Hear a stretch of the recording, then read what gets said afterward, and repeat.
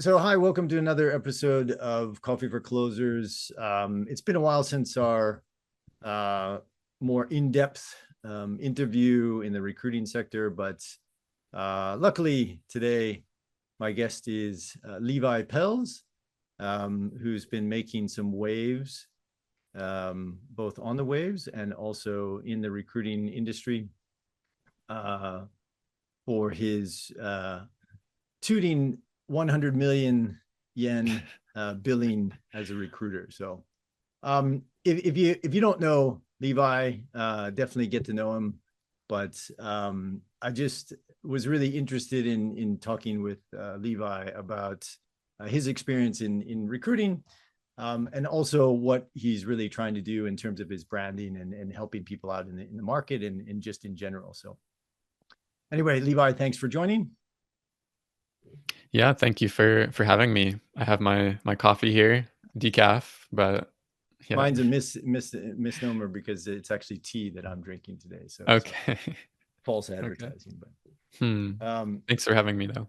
no, definitely. And today I just kind of wanted to give you also the spotlight to talk more. I know you've interviewed quite a lot of good people in the market, people that are with you and against you, and maybe misunderstand you or whatever. So thanks for making time. But no, this is Yeah. really to more highlight, kind of your angle and what you're looking to do.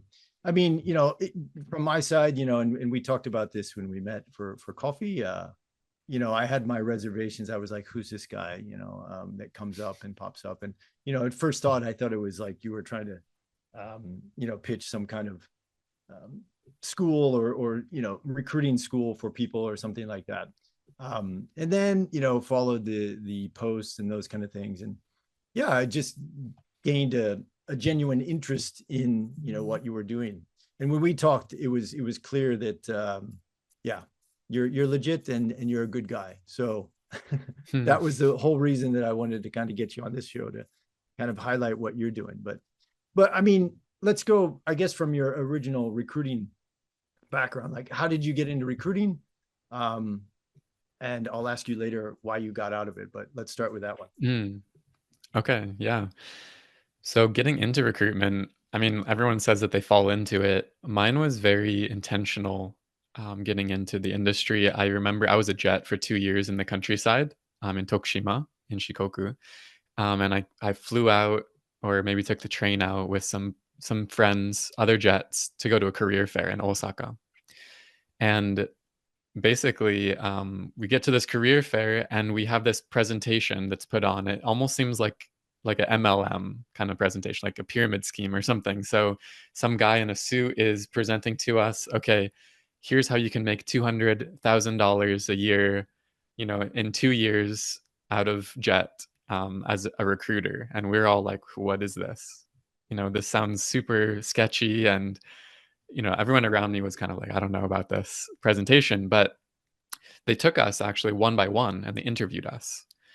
And we had our kind of sit down interview, and I was like, okay, it's going well. I don't know too much about recruitment, but I was trying to, like, be myself and show some energy.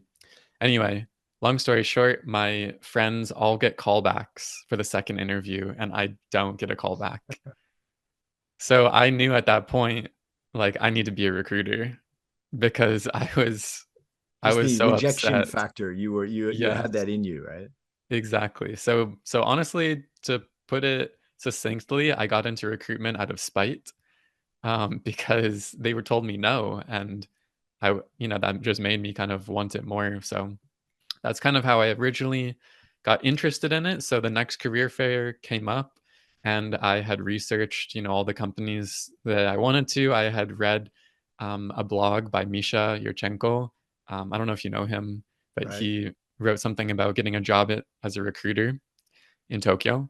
And I just studied up on it, and I was like, okay, I'm going to go into it and I'm going to kill it and I'm going to find a job in recruitment. And um, so I was walking around and there's a bunch of, mostly white guys and white guys in suits, and then Japanese girls, I guess, that were there as well, usually the internal TAs. And I was like, I don't know about this vibe.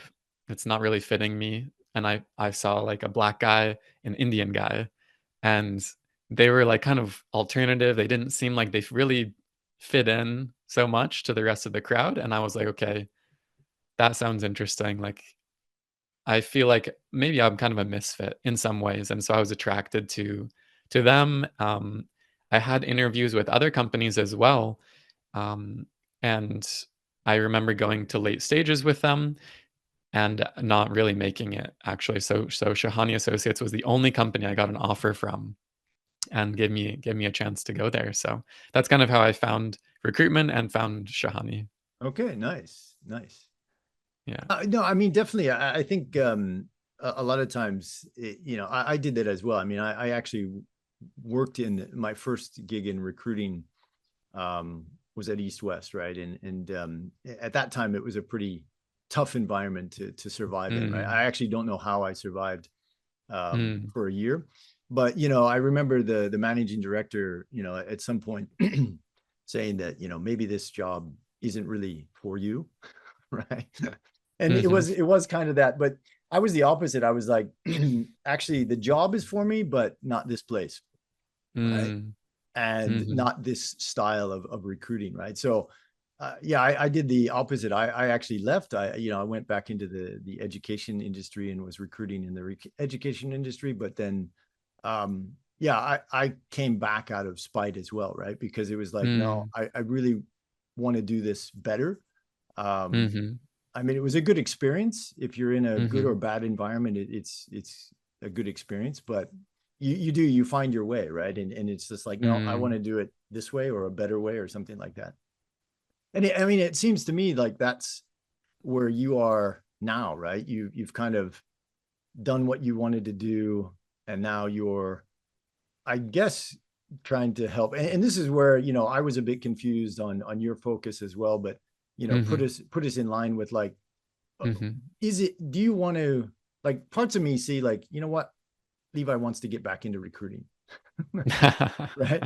And then the other one is like, no, he just really wants to help people that are in recruiting or even not related to recruiting just survive in their environment, right? So Mm, yeah, kind of put us into perspective of like, who's your target audience and what's your mm, mission, right? mhm. Yeah. Well, maybe we can go a little bit and just rewind into recruitment and how that went for me first, because I think that kind of informs my decision and where I'm going right now. But to talk about, yeah, even after joining, like you were saying, the environment maybe not right. Even from joining that first company and doing and then getting a taste of recruitment, um, I was I was quite interested in it because you can make a lot of money, and that was kind of my goals at the time. So it's connected to, my goals changed basically. And no, to answer your question shortly, I'm not looking to get back into recruitment. At least at this moment, I'm okay to be out of it. And in the future, if I were to want to make more money, then I'd be interested to get back into it potentially. But it's not really my priority. But when I joined, it was my priority to make money and to be successful and to kind of prove that person, like the company who rejected me, wrong. And I even within the company, I was making waves, I would say, because when I joined it, we were kind of unstable. Honestly, there was some instability with people and retention, and they had a core group of really strong billers, and probably like we were similar to East West style when it was very much like the Wild West and very aggressive, kind of Wolf of Wall Street. And it was okay, like, it's not really my vibe, to be honest either, but I could see that people were making a lot of money, and I was like, "I need to just listen to them and follow." I was not a great follower a lot of the time, and I would do things my own way, and and I would get a lot of flack for it sometimes from a manager who was very much, like, by the books, and so I feel like I relate to you in that sense of, like, wanting to do things slightly differently and in some sense getting told off for it or put down. Right. Eventually, though, I was really blessed to be in a company where they did change and they allowed me to make changes. I remember having this talk with my CEO actually, like one of the first weeks that I joined, and he said, "The most kakkoi thing that you can do, the coolest thing you can do, is to come into a company like us and shut the F up and listen and deliver for a year or 2 years, and then, start to talk about your ideas, like, make the changes, and then leave, Right. right? And that's pretty much what I had in mind the whole time that I was in the company, and, I did try to make changes earlier than that, but I think that young recruiters often get stuck and they're trying to suggest things, right? But they don't really understand the reason that things are done a certain way. So, for example, one of the best things that I actually did and changed. I hope it's okay to like go into this tangent. Yeah, no, no, no, go, Is that go. okay? Okay, because I'm passionate about this, so I want to kind of share this recruitment story. But basically, I had 5 years of recruitment, and it was very much up and down. It was not like a solid like upwards trajectory. I started out and I billed pretty well the first year. I think I was like the one of the best performing first year recruiters that they had had. It was like 32 mil or something like this. Um, and then the next year was 20 mil, and after that 76, and then over 100. And the reason for my success, to be honest, um, I guess there's a couple of things. Maybe one thing that I was doing a little bit different was just the speed and kind of having the vision. And they called it Levi style execution. And this was actually like an insult from my manager. He was like, "Don't do Levi style execution." But now you He's can like, patent it, right? Yes. and now I'm patenting it. Now I'm putting it on LinkedIn as my signature program. Um, but yeah, the Levi style execution is basically you do 80, if the market is hot, 80% of the time you're working like a variety of roles. You're very like wide, like Habahidoku, and then 20% of the time you're diving deep into one position and you're filling that. My manager's style was like 100% diving in to one role and fill that role, hopefully. But if the market is really hot, as it was right after COVID, the best thing that you can do is to spread yourself a little bit thin, but make sure that you have something that's ongoing, Yeah. and that like kind of 20%. I don't know, was that similar to your style? No, I mean, you touched on a lot of good things. I mean, I do. One of the things I like about recruiting, I mean, you see people that, the big billers, beating their chest and everything like that, right? And then they walk the walk, and that's fine. And usually those are the guys that will not do well, the next quarter, the next year, right? But what I like about Mm, recruiting is it's just like golf, right? I mean, anyone can come up, tee it up, and hit it out of the park, right? mhm, And that's what I like about it. I mean, if you look at uh like if I can survive in recruiting, then pretty much anyone can do it. So, it doesn't, it's just the mindset, right? It doesn't really matter mm, what your resume is, or, if you have a sales mindset or anything like that. But you do have to have that curiosity, like you said, like come in out of spite, mhm. or you want to prove people wrong, or you want to Yeah. do so. Yeah. Like those, if you have some kind of, edge or some kind of itch, Mm, I think those are the people that do quite well. And yeah. actually, a lot of the people that I have seen that are really good recruiters, like um, one, they don't listen to anyone else. Of course, they listen to internally, they listen, but they just say, no, I'm going to do it my way, and I have a plan to do it right. And then the others are Mm, really more humble, like yourself, and just say, nope, I'm just going to be this silent biller that's just going to, put everyone to shame, right? And then they just don't. silent until Yeah, now. right. I mean, and I see that. I mean, I worked with this one female recruiter, and she was just, uh, you would never guess she was like, I think at one point she almost hit like 200 mil or something like that, right? And it's That's just, and crazy. you'd never guess it, right? Mhm. Working mother, kids and Mm, everything, and you don't have, there are no excuses when somebody like that does that, right? So, yeah, um, yeah, that's what I like about recruiting, is because it doesn't really matter what your background is, you can get into it, right? But I it do doesn't. think that when people are trying to get into recruiting, that yeah, a lot of times is, it's the old man's club, where like, hey, would you hire this guy, or would you go out drinking with this person? And if the answer is no, they're not Mm, going to get hired.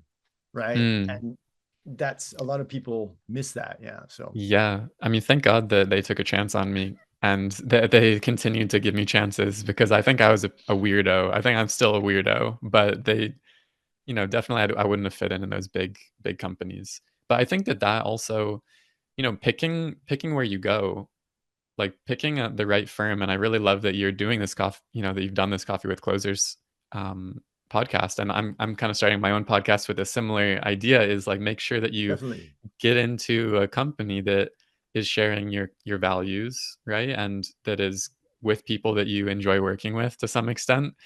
I have to say with my company, I did not love working with everyone.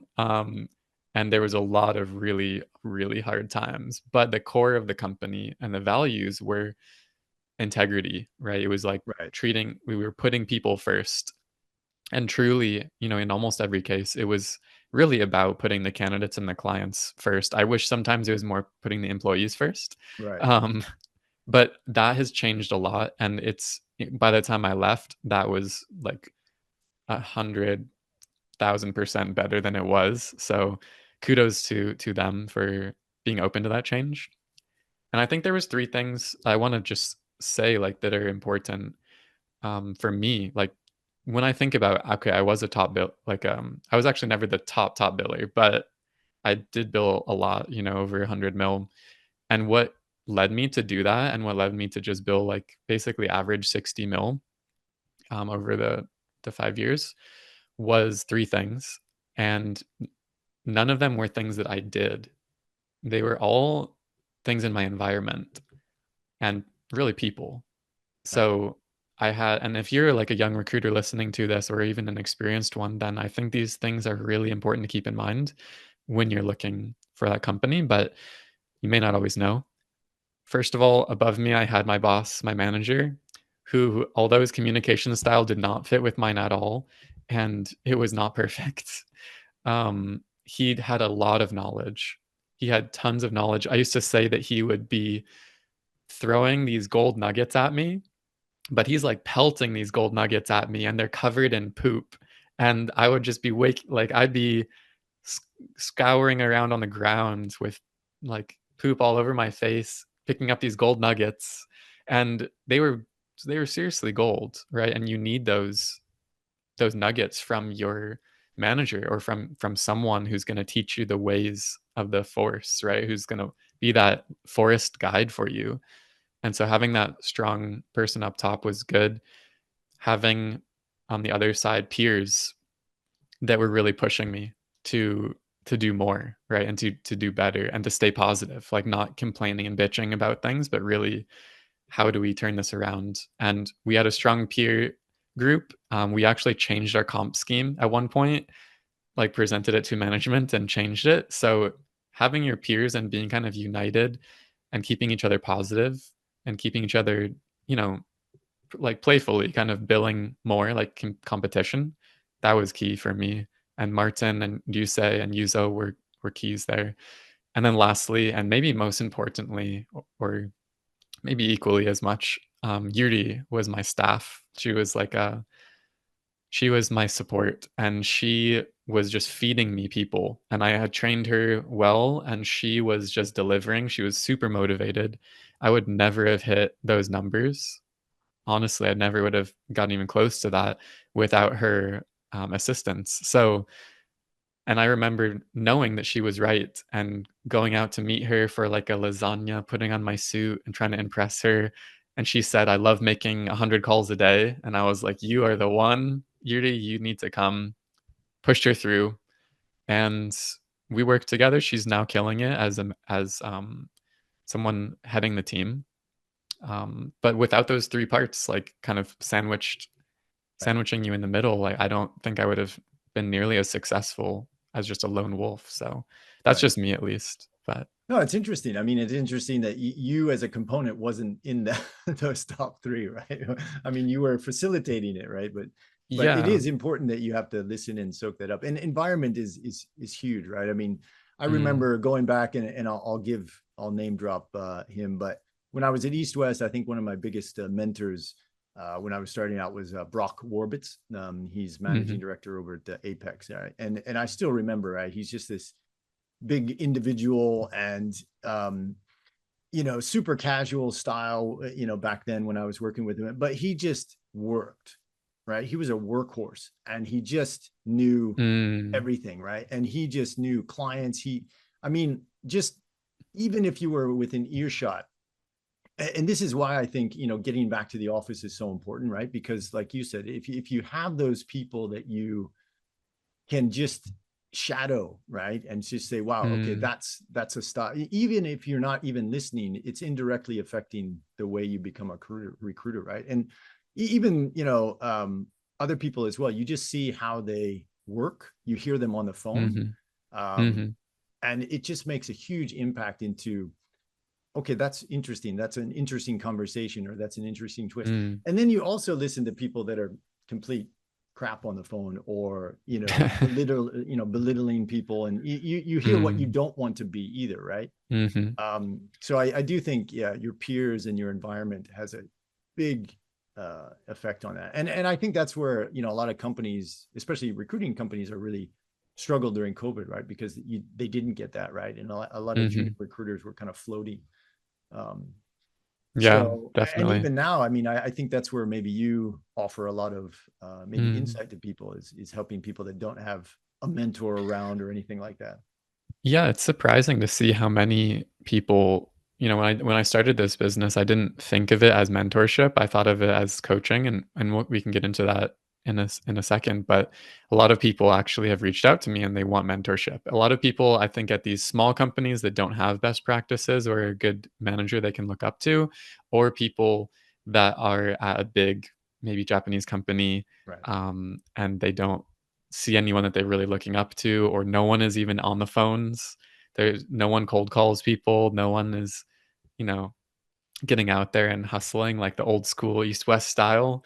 So yeah, I've been a mentor to some of them, and it's like blows their minds to hear some of the things that we're doing, with market mapping, or with, how we pitch a client or do BD or headhunt. So yeah. Right.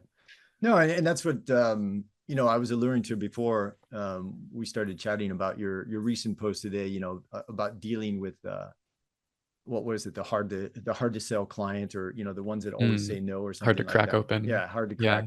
crack, clients. Mhm. But your breakdown of what is needed is Mm. really, like you said, perseverance, and really giving that client what they need, but they're not able to, put you on the vendor list or something like that. But eventually, Mm. like you said, they will crack, right? So, Yeah, and there's that's hard 2 for a lot 2 of ways. people. It's a long game, right? It is, yeah, and there's 2 ways I think that you could do it, and I just did it my way because I knew that that's all I could really do. You can be super, super aggressive with it, and you can just be, like, punching down the door, Right. and maybe for some people this works really well, I don't know, but personally, like, I was not that type of person. I didn't wanna be that type of person either, so my style was, like, give them information, right? Add value, and when you do that consistently and you're polite about it, and you care about them, and you're trying to deliver them as much value as possible, and you're understanding that maybe their hands are tied, right? But you treat them as a human being, and then eventually they do come to you. And also, I don't see a lot of recruiters doing this, but I had like a quarterly mail that I would send out. And Right. our company never did this before because, well, we would do like a Happy New Year kind of mail, sometimes Obon as well. But I was like, why don't we, instead of just saying Happy New Year, put some trends, just like a breakdown of a couple of interesting things that we saw over the year. And then it didn't, obviously, like a couple of people said, like, thank you, this is really insightful, but nothing really comes out of it. Then after doing it for a couple of quarters, I got started getting referrals, like Right. from someone who was on our database who we probably never had talked to in 10 years or something. She's at some tiny bank, and she had forwarded it to her country manager, and then we opened up a contract with that bank that we'd never heard of even, and I closed my biggest deal of my career with them. So that's not the main way that you're gonna get success, right? It's like the cherry on top or like the whipped cream and the cherry, and your real banana and ice cream is gonna be like from pounding the phones and Right, getting right, out there and selling. But this is nice to have, and it's gonna, you know, the marketing side, I think, is something that a lot of recruitment firms are not really keen on at first because you don't see the results immediately, but it's so juicy when you do crack that, and then people start coming to you, and then your life right. becomes easier, and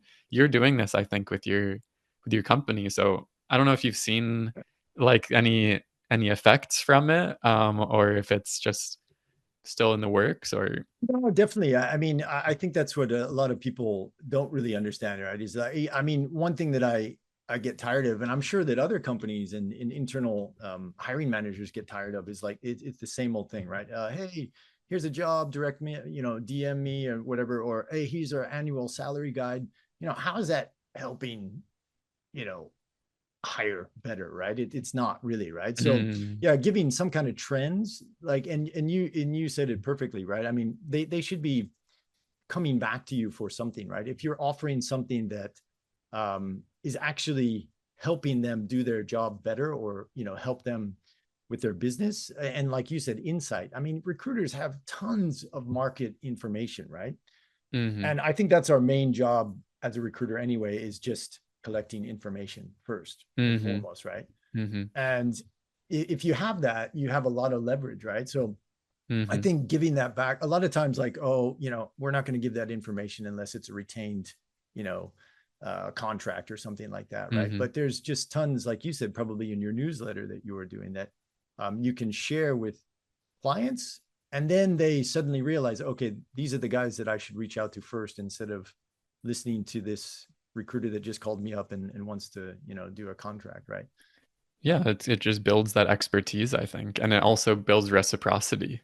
They Yeah, see you as an expert, and they see you as a helpful person who they want to help on the other side and use your service, so it's a win-win, but I think a yeah, lot of times people in recruitment get trapped because they don't want to give and give. yeah. And it's a Um, lot of work, right? I mean, it's like you it said, it's a is. long game, right? You don't see the quick, Effect.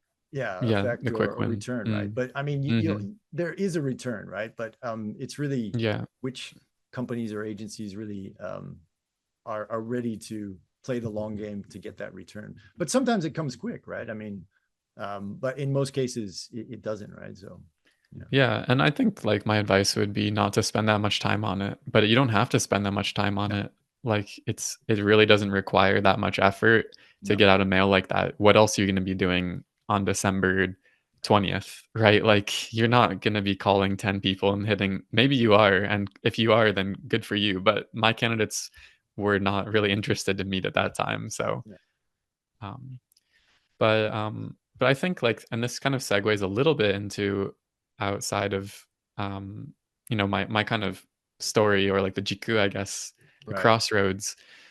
I think at a certain point, I what's really important to me, I realized, is, like, growing and learning and, like, being creative in some way. And that's not really what I was doing, too much in recruitment. Like, there's kind of a plateau of learning that you hit, and I was managing a team of people, and I figured I could manage a couple more people, and maybe I could, like, continue to make a bunch of money each year. It was nice to live and, feel like I have freedom of money, but I didn't really have freedom of time. I mean, to some extent, I did. I could go and hit our office sauna and go to the gym and, like, um, I didn't really have to be there all the time, but that was kind of ruining my billing, right? Like, I right, wasn't as invested into it as much, and I realized, like, although I'm maybe still making money, I'm kind of half-assing it, and that obviously led to a negative spiral, right, and I started to feel, like, really low energy even though I was doing way less than before. Like, when I was billing a lot, I was working really hard, and I would come in the office and be there, like, 6 days a week sometimes, and 12-hour days were pretty normal right, for the first 2 years, and then, like, slowly, 3rd and 4th year were, like, working really hard, but somewhat well balanced, just tons of deals closing like basically every week. And then the last year was like I was doing the least amount of work and I was billing the least and I was not happy. I didn't know why. Right. And then I found out, I just have to leave. The only thing that I wanted to do that I could like really put in my mind was I wanted to go surfing. Like I'd always wanted to get better at surfing because when people hear that I'm from Hawaii, they're like assume that I'm an amazing surfer and I have this like, imposter syndrome to tell them that I'm not. So, and I got connected with this surfing with my brother in 2020 a lot going back home when my dad got sick. So, I wanted to reconnect with that. So I moved out to Chiba. Um, it was at this time when I had this decision to make, really three decisions of what am I going to do next with my job. My girlfriend had told me that she wants me to decide if we're getting married or not within the next 12 months. And, do I even want to be in Japan anymore? Or do I want to move somewhere else? And it was these, like the weight of these huge decisions. I knew I wanted to leave, but I was just putting it off for so long because I didn't know what was next. And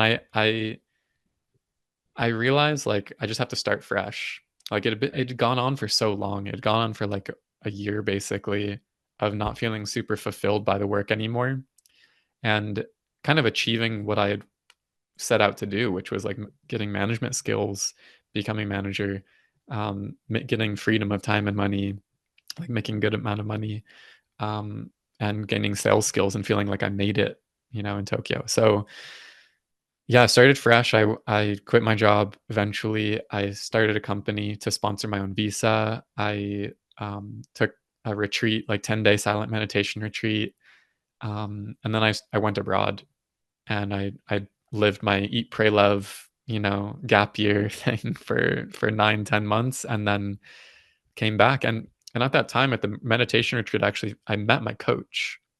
So I met someone who introduced me to coaching. I didn't know what it was, and it was interesting to hear from this guy. He was so open and like generous and giving, and I was like, this is really cool.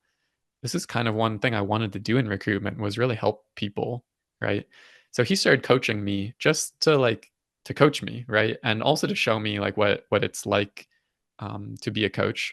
But at first it was more to help me solidify what are my goals, right? And what do I Right. really want out of life in general? Like career and relationship, yes, as well, and also life. And so talking to him and kind of solidifying it as I was on my travels, we had these like check-in moments, and that was really powerful to feel like this there was some intention behind this Right. and that I was growing like during this trip. And I eventually like went to a coaching seminar that happened to be in London at the time I was in London. And so I loved that as well. And so I came back and I was in Chiba and I'm living like my dream life, basically surfing every day. Um, and I had this like list of things I wanted in my next career. And it was like um, work with interesting, motivated people like that I can learn from. It was make enough money to survive, like get my living expenses and live comfortably, work remotely, um, something that I can grow in as well and be kind of creative. And this was basically what I found in coaching. And I started having these conversations. I saw what it had done for me, and I started posting on LinkedIn about it. And I was like, okay, just sharing my story, and people started reaching out to me, and most of them were recruiters. Right.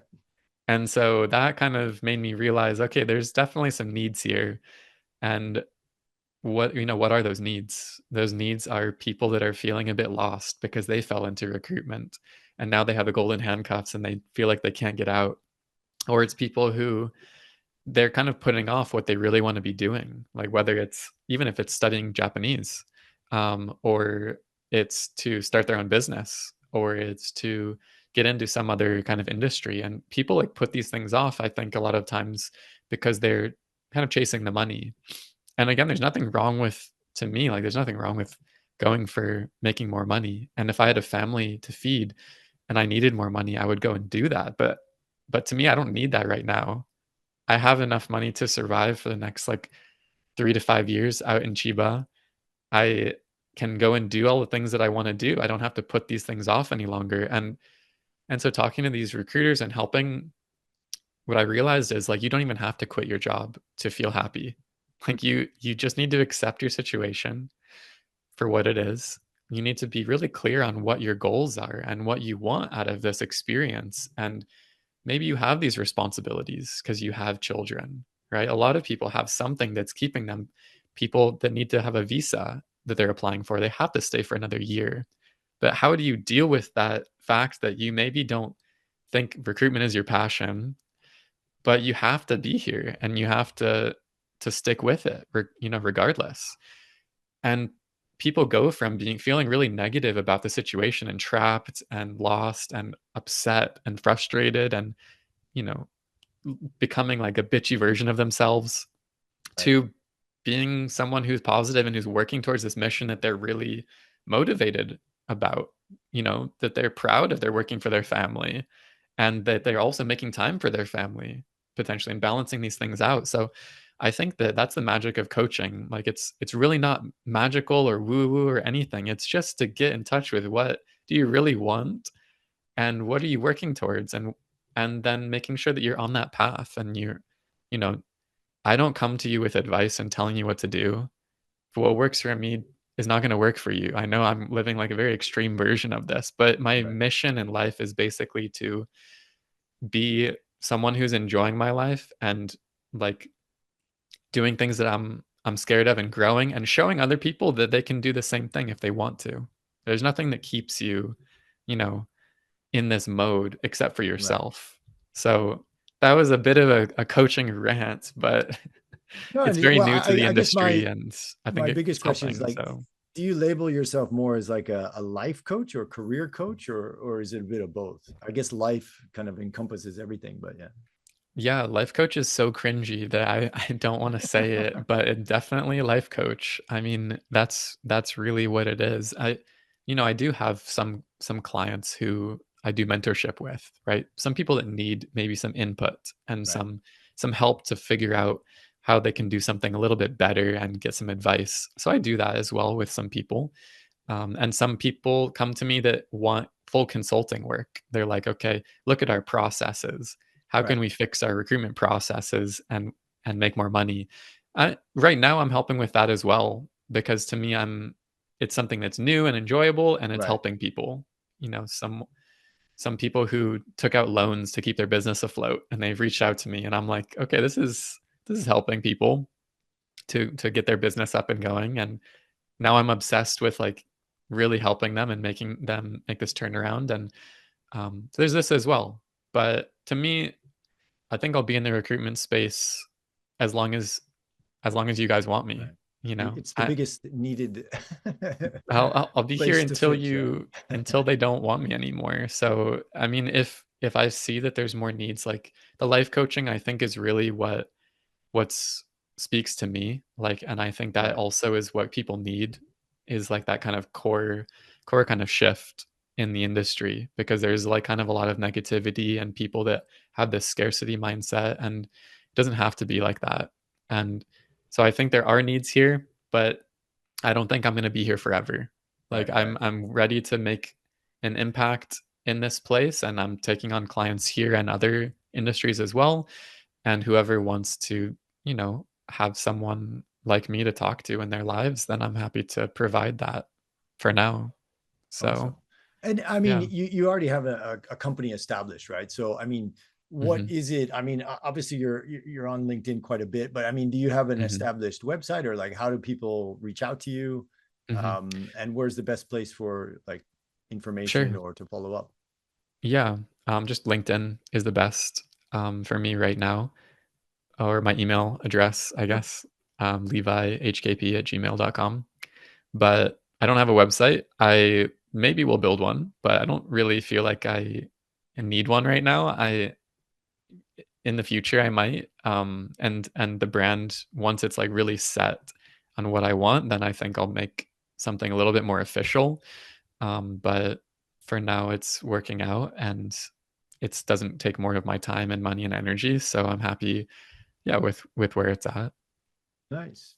but we'll Great see. stuff. Yeah, that was tons of information there. So, Mm, well, hey, thanks again. thanks. Maybe we can have a follow-up one or to be continued version. But no, I appreciate it. I mean, it's great. It was great meeting with you in person, and even better picking your brain and understanding what you're about. So, thanks Mm, again. yeah, I hope it was clear. Thank you for having me on. I really appreciate it, and you can tell I get Likewise. passionate about these things. So happy to talk Nice. about it anytime. Awesome. But anyway, no, great to talk with you, and thanks for sharing. Yeah, So, if anyone is yeah, interested, likewise. reach out to Levi directly. And thanks for watching, and stay tuned for more great content for Coffee for Closers. Thanks, Levi. All right. Thanks, Brad.